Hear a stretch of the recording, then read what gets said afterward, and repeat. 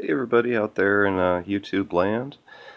So I pretty much just focus on DC Comics these days. I still check out some other stuff. But what I'd like to talk about today is what got me started in comic books. So this is probably the very first one I read. I think I was like 6 years old or so when I got this. And yeah, I know it's not superheroes or DC or Marvel or anything, but it is comic strips, old school comic strips like from newspapers. Um, so this is kind of where I got my start. I'm sure most people are familiar with Calvin and Hobbes. It's a pretty silly uh, comic, but there was a lot about it that I related to as a little boy. Um, I was like 6, and I think Calvin's 6 or 7. So, like for instance, he's playing with his cars here, and it's a real basic thing, but that was relatable to me as a kid. So, even at a young age, I kind of glommed onto a character that I could relate to, and it was a really funny comic. In addition to that, so and then they've got the color pages from the Sunday editions. Um, Another thing that was cool about Calvin is he's an only child, and I always was too. Always was too. Well, I am. Um, Anyways, this is kind of where I started in that regard. Just kind of a fun, newspapers comic strip type thing. So I might go through and talk more about Calvin and Hobbes at some point, but I think we're all pretty familiar with it. He had a lot of imagination, and he'd pretend to be Spaceman Spiff and whatnot, and always palled around with Hobbes, who is, I guess, imaginary, you could say. He's supposedly a stuffed tiger. Um, it's hard to know, though. He's real to Calvin, that's for sure. He's giving his mom a hard time and beeping the horn while she's in the car. Anyway, so this is the first one for me. That's where I started. And then I moved on. We got The Far Side by Gary Larson. I've got some volumes of this, but I was reading this a lot in grade school and on too. He's using blanks, pass it on. And you probably know the Far Side style of comics. It's drawn really basically, but it's really funny. It's Gary Larson is he's an artist, but really I would think of him more as a writer. He's got the wit. So Calvin and Hobbes and Far Side, same kind of deal. Newspaper strip comics that were humorous was where I got my start in at a very young age. And then, as far as like actual comic books, um, I guess Gru here, Sergio Aragones, I think is his name, but he created Gru in the 90s.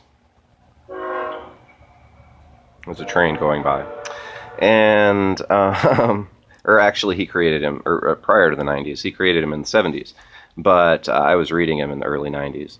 And at this time, apparently, he was writing for Image Comics. Gru and this writer, well, actually, he's the artist, sorry. This artist, he draws this too, were with Marvel Comics. And then when there was the exodus to Image, a lot of writers and artists both went to Image and kind of exited Marvel. And this was a character he took with him. I will definitely do like an actual review on this comic when I get a chance. Basically, though, he's kind of like Conan the Barbarian, but much more lighthearted and silly. Like I don't think they actually kill anyone in this comic. Like it's for kids basically, but it's really kind of cool. And I like the art style. This is over 20 years old on newsprint, and it's still pretty bright and vibrant. So I'll go through and like page by page explain this at some point. I don't have a ton of time though, so basically it's just really good. There's a lot of action in each comic, and they all stand alone.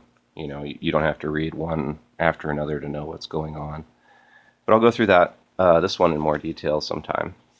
And then by the same author, the same writer and artists, we have The Mighty Magnor.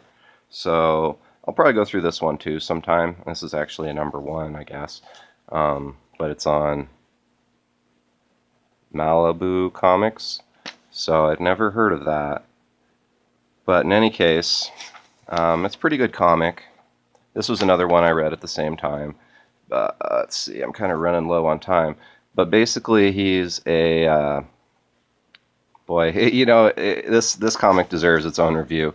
But basically, it's about two guys who are comic book artists and writers, and they find a homeless guy and they dress him up to be a model for their comic. And it turns out he's a real hero. He's the Mighty Magnor. But I'll go through that in more detail sometime. And then to round it out, for my childhood on comics, I got lots of Simpsons comics.